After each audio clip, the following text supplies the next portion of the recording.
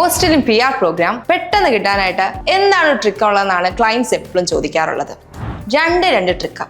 ഒന്ന്, നിങ്ങളുടെ points increase ചെയ്യുക. രണ്ടാമത്തത്, ഒരു മാര ഏജന്റ് ത്രൂ മാത്രം നിങ്ങളുടെ ആപ്ലിക്കേഷൻ ലോഡ് ചെയ്യുക എന്നുള്ളതാണ്. സോ ലാംഗ്വേജ് ഇൻക്രീസ് ചെയ്യാം. ലാംഗ്വേജ് എങ്ങനെ ഇൻക്രീസ് ചെയ്യാം? IELTS എടുക്കാം, PT എടുക്കാം, OET എടുക്കാം. നല്ല രീതിയിൽ തന്നെ പഠിച്ച് എക്സാംസ് ക്ലിയർ ചെയ്യാം. അതേസമയം ചില അതോറിറ്റീസിന് ഫസ്റ്റ് സ്റ്റേജിൽ ലാംഗ്വേജ് വേണ്ട. സോ നിങ്ങൾ കുറച്ചുകൂടെ സേഫ് ആയില്ലേ? സോ ഡോക്യുമെന്റേഷൻ പ്രോസസ്സ് നടക്കും, പാരലലി നിങ്ങളുടെ ലാംഗ്വേജ് ട്രെയിനിങ് നടക്കും. സോ കുറച്ചുകൂടെ ഈസി ആയില്ലേ ഓസ്ട്രേലിയൻ PR?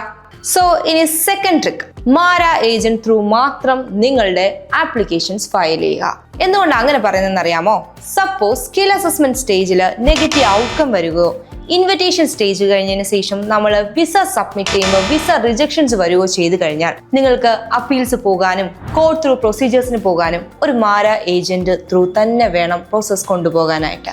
സോ നിങ്ങളുടെ ഡോക്യുമെന്റേഷൻ പ്രോസസ് ലീഗലി തന്നെ സബ്മിറ്റ് ചെയ്യുക. നിങ്ങളുടെ എലിജിബിലിറ്റി ചെക്കിംഗ് ഓൾസോ പ്രോപ്പർ ആയിട്ട് തന്നെ തുടങ്ങുക.